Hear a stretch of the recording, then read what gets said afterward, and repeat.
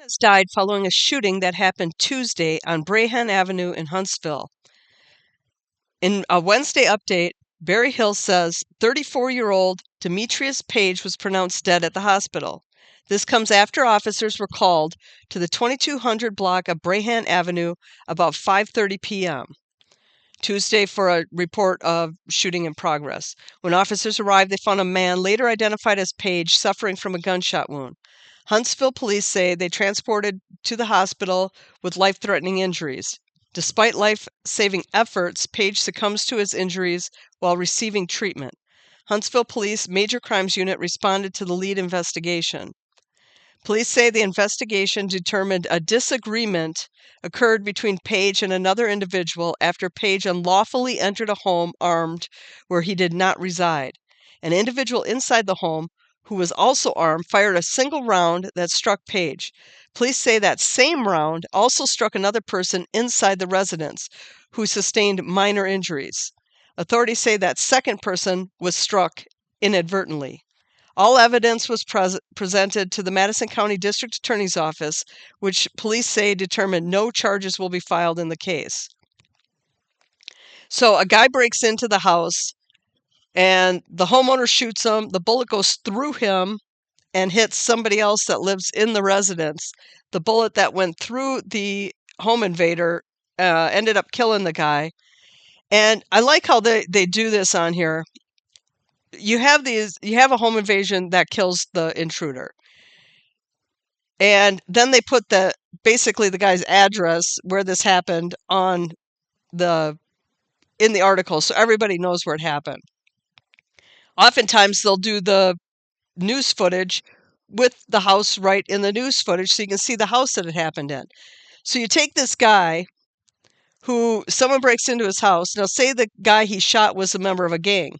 And then that gang decides that they want retribution for the guy who shot their buddy who broke into the house. And then everybody knows where this guy lives. So I don't like the way they do this on these news things. You see this all the time where somebody's a victim and, in my opinion, is further victimized by the fact that they're putting their name and their address out there. I mean, this is not their complete address. It's 2200 block. But, I mean, how many houses are going to be on that block? And if you watch enough news footage of it, you're going to see the house. I'm going to even look and see if I can find news footage that's got the house on it so that, I mean, you can see that this is something that happens.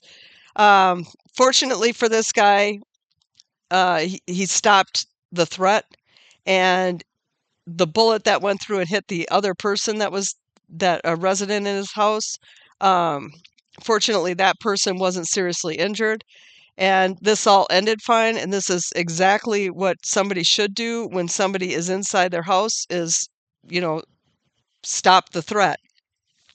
So everything that happened in this incident, other than the fact that I don't like that they put the names of the people and their addresses out for everybody to get that information. They do that stuff a lot these days with a lot of different things. And I think there needs to start being a little more accountability on stuff like that. And the victims of these things need to be protected, because there is absolutely no reason that me reading this. Now, I don't live anywhere near Huntsville, so I wouldn't know that area or that address. But there's no reason that I need that address. And there's no reason anybody needs that address unless you live in that area and you want to just make sure you're safe. But the suspect was taken out, so he's no threat to the community. He's no threat to anybody that lives in that area. And if I was ever in this incident where this happened to me, there is a 0 chance that I would want everybody knowing what my address was.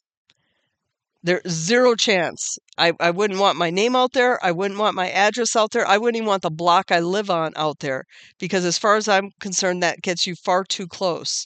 And if you had the block that the person lived on and you had their name, even if you don't have the exact street number, how long does it take to Google somebody's name and pull up their address? And you're like, well, that must be the same, Jane Doe that was in this incident because the address is in this 100 block. So that's just a little thing I have against the way they write these things. Otherwise, the incident ended as it should. The guy that lives there stopped the threat, and um, he and the people in his home, he protected them, and everything is fine. And unfortunately for the suspect, his day didn't end the way he thought it would. Leave in the comments your thoughts on this one, and I'll catch you on the next one. If the criminal does not fear the police, a judge, or prison, he must be taught to fear his victims.